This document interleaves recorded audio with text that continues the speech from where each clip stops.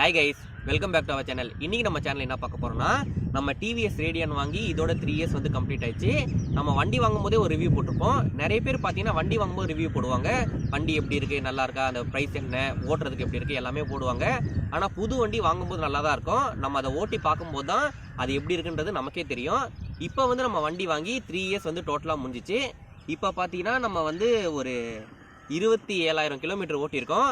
இப்போ ஓரளவுக்கு நம்ம சொல்லலாம் இந்த வண்டி வந்து நமக்கு செட் ஆகுதா, இந்த வண்டி வாங்கலாமா இல்லையான்றது.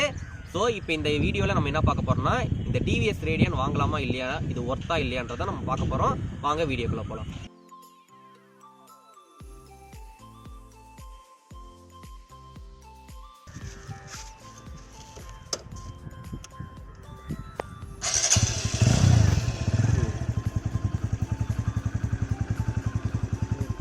ஓகே, நம்ம ஃபஸ்ட்டு இந்த டிவிஎஸ் ரேடியனோட பாசிட்டிவ்ஸ் வந்து பார்த்துருவோம். பாசிட்டிவ் என்னன்னு பார்த்தீங்கன்னா இந்த வண்டியை நீங்கள் 3-in-1 யூஸ் பண்ணலாம். எப்படின்னு பார்த்தீங்கன்னா நீங்கள் வந்து ஒரு எக்கானமிக்காக இந்த வண்டி வாங்குறீங்க, எனக்கு பெட்ரோல் தான் முக்கியம், மைலேஜ் தான் முக்கியம்னா அதுவும் இந்த வண்டிக்கு பார்த்தீங்கன்னா நல்லாவே தரும். எனக்கு சாலிடாக 50 to 55 தருது. அண்டு நீங்கள் ஃபேமிலி யூஸ்க்கு வாங்குறீங்க, அதாவது ஒரு அப்பா ஒரு அம்மா 2 குழந்தைங்க நல்லா தாராளமாக போனோன்னா அதுக்கும் நீங்கள் இந்த வண்டி வாங்கலாம். லென்த்து பார்த்தீங்கன்னா தெரியும், இதுவே கொஞ்சம் லென்த் அதிகம் தான். இதை தாண்டி இவ்வளோ தூரம் கொடுத்துருக்காங்க. ஸோ லென்த்தை பற்றி இந்த வண்டியில் பிரச்சனையே இல்லை. நீங்கள் தாராளமாக ஒரு ஃபேமிலி யூஸ்க்கு இந்த வண்டியை வாங்கலாம். அண்ட் இன்னொன்று, நீங்கள் வந்து லாங் டிஸ்டன்ஸ் ட்ரிப் போகிறீங்க இல்லை ட்ராவல் பண்ணுறீங்க அப்படின்னாலும் இந்த வண்டி வந்து நமக்கு செட் ஆகும். இதை வந்து நான் சும்மா சொல்லலை, நம்ம சேனலில் பார்த்துருந்தா உங்களுக்கே தெரியும். அதாவது Chennai to Madurai, Chennai to Rajapalayam, Madurai to Kodaikanal, Chennai to Tirupati, இதெல்லாம் நம்ம வண்டி போயிருக்கு. அதுவும் சென்னை டு மதுரையெல்லாம் நம்ம 2-3 வாட்டி போயிட்டு வந்திருக்கோம். ஸோ லாங் ட்ரிப் வந்து பார்த்தீங்கன்னா இந்த வண்டியை வச்சு நீங்கள் அசால்ட்டாக நீங்கள் ஓட்டலாம். எந்த ஒரு ப்ராப்ளமும் இது வரைக்கும் எனக்கு எந்த ட்ரிப்லேயும் வந்ததில்லை. ஒரே ஒரு வாட்டி ஆக்சிடென்ட் ஆயிடுச்சு. அதுதான் பார்த்தீங்கன்னா அது கூட நம்ம வீடியோவில் காமிச்சிருப்பேன். அந்த ஆக்சிடெண்ட்டில் தான் இது ஆயிடுச்சு. இது கொஞ்சம் உடஞ்சிச்சு. மற்றபடி இந்தமாரி அவுட்டர் டேமேஜ் தான் இருக்குன்னே தவிர வண்டி ஏதோ ஒரு இடத்துல வண்டி ஸ்டக் ஆகி நின்று இல்லை வண்டி ஹீட் ஆகி நின்று அப்படி எந்த ப்ராப்ளமே இல்லை. இப்போ நம்ம பாசிட்டிவ்ஸை வந்து பார்த்தோம். அது என்னன்னு பார்த்தீங்கன்னா மெயின்டெனன்ஸ். பைக் வந்து பெருசாக மெயின்டெனன்ஸ் எதுவும் செலவு வைக்காது. ஆனாலும் என்னென்ன மெயின்டெனன்ஸ் இருக்குன்றதை நான் சொல்லிடுறேன். ஃபஸ்ட்டு 1 year பார்த்தீங்கன்னா எனக்கு வந்து ஃபுல்லாமே ஃப்ரீ சர்வீஸ் தான். Total 5 free service. அது எல்லாமே பார்த்தீங்கன்னா நமக்கு இன்ஜின் ஆயிலுக்கு மட்டும்தான் காசு வாங்கினாங்க, வேற எதுவுமே இல்லை. அடுத்த 2 வருஷத்துக்கு பார்த்தீங்கன்னா நான் மொத்தமாகவே 3 சர்வீஸ் தான் பண்ணேன். அந்த 3 சர்வீஸ்க்கும் ரேட்டு பார்த்தீங்கன்னா 1200 ரூபாய் தான் ஆயிடுச்சு, வாட்டர் வாஷோடவே சேர்த்து. இந்த 3 சர்வீஸும் எதுக்கு பண்ணேன்னு பார்த்தீங்கன்னா சொன்னல, நான் ட்ரிப்பு போனேன்னு, அதுக்கு ஒரு வேளை எங்கேயோ எந்த பிரச்சனை வந்துக்கூடாது, அதுக்காக தான் நான் பண்ணேன். மற்றபடி பார்த்தீங்கன்னா இது சர்வீஸ் பண்ணோம், வண்டி ப்ராப்ளம் ஆகுது அதுக்காக நான் சர்வீஸ் பண்ணல. கடைசியாக நான் பண்ண சர்வீஸ் பார்த்தீங்கன்னா சென்னை டு திருப்பதி போனேன், அப்போ தான் பண்ணேன். ஒரு 10 மாதம் ஆயிடுச்சு. இது வரைக்கும் பார்த்தீங்கன்னா வண்டி எனக்கு எந்த ஒரு பிரச்சனையுமே தரல. ஸோ சர்வீஸ் வந்து பெருசாக எதுவும் செலவு வைக்கல. அண்டு அப்புறம் இன்சூரன்ஸ் பார்த்தீங்கன்னா ஃபர்ஸ்ட் வருஷம் இன்சூரன்ஸ் வந்து பைக் வாங்கும் போதே போட்டு கொடுத்துருவாங்க. அடுத்த 2 இன்சூரன்ஸ் வந்து டோட்டலாக 800 2 வாட்டி வந்துச்சு. எனக்கு தெரிஞ்சு இந்த வண்டியோட மெயின்டெனன்ஸ் பார்த்தீங்கன்னா இதெல்லாம் தாண்டி நமக்கு வண்டியில் பெருசாக செலவு வச்சதுன்னு பார்த்தீங்கன்னா 1800 ரூபாய்க்கு நம்ம இந்த டயர் வந்து மாற்றிருக்கோம். இதுதான் இது வந்து பார்த்தீங்கன்னா நம்ம வந்து அப்போலோ பிராண்டு போட்டிருக்கோம். இதுவும் சாதாரணமாலாம் பெருசாக தெரியல, நம்ம 25,000 கிலோமீட்டர் ஓட்டினதுக்கப்புறம் தான் வந்துச்சு. இது நம்ம ஓட்ட மாற்றி தான் ஆகணும். ஸோ இதை வந்து நம்ம வண்டி ப்ராப்ளத்தை சேர்க்க முடியாது. இது வந்து ஜஸ்ட் ஒரு மெயின்டெனன்ஸ் தான். டச் இருக்குல்ல, இது வந்து பார்த்தீங்கன்னா நான் வாங்கி ஒரு 6 மாதத்தில் வந்து உடஞ்சிருச்சு. பட் நம்ம இப்போ சர்வீஸ்லாம் நம்ம கரெக்டாக பண்ணிட்டு இருந்தோம். அண்ட் வண்டிக்கு 1 year வாரண்ட்டி இருந்துச்சு. ஸோ அதனால் இதை வந்து கம்பெனிலே நமக்கு ஃப்ரீயாக மாற்றி கொடுத்துறாங்க.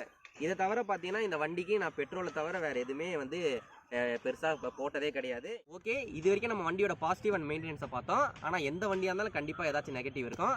நம்ம வண்டியில் என்னென்னு பார்த்தீங்கன்னா மோஸ்ட்லி அவுட்டர் லுக் தான் நமக்கு வந்து நெகட்டிவ். இது பார்த்தீங்கன்னா பைக் வாங்கி ஒரு 6 மாதம் தான் இருக்கும். அதுலேயே பார்த்தீங்கன்னா இது வந்து நமக்கு வெளில வந்துருச்சு, இது வந்துருச்சு. அப்புறம் பார்த்தீங்கன்னா இதுவும் பிச்சுக்கிச்சு. இது வந்து பார்த்தீங்கன்னா ஒரு 6 monthsலேயே வந்து முடிஞ்சிச்சு. அதுக்கப்புறம் பார்த்தீங்கன்னா இந்த சீட்டு வந்து கொஞ்சம் போயிடுச்சு. இது வந்து ஆனால் இப்போ ஒரு 1 year தான் இப்படி இருக்குது. அண்டு வண்டியோட இண்டிகேட்டர் பார்த்தீங்கன்னா இது வந்து இப்போ தான் ஒரு ரீசெண்டாக ஒரு 1 month முன்னாடி என்னமோ ஆயிடுச்சு இண்டிகேட்டரு. வண்டியோட அவுட்டர் ப்ராப்ளம் இதெல்லாம். அண்டு வண்டியோட மெக்கானிசமில் என்ன ப்ராப்ளம்னா, இப்போ நம்ம வந்து வண்டி வந்து நம்ம 4th gearல போயிட்டு இருக்கும்போது நம்ம கொஞ்சம் கீரை நம்ம ஸ்லோ பண்ணும்போது ஏதாச்சும் ஒரு இடத்துல நம்ம ரொம்ப ஸ்பீடாக போயிட்டு இருக்கும்போது பண்ணும்போது ஒரு மாதிரி ஒரு பெரிய சத்தம் வருது.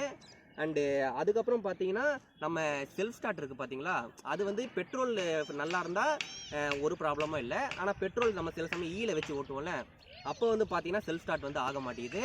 அண்ட் இதெல்லாம் தாண்டி பெரிய பிரச்சனை என்னன்னு பார்த்தீங்கன்னா லுக்கில் இது வந்து நாங்கள் வண்டி வாங்கி ஒரு 6 மாதம் தான் நம்ம இருக்கோம், 1 இயர்க்குள்ளே தான், 6 மாதம் to 1 இயர் அதுக்குள்ளே தான்.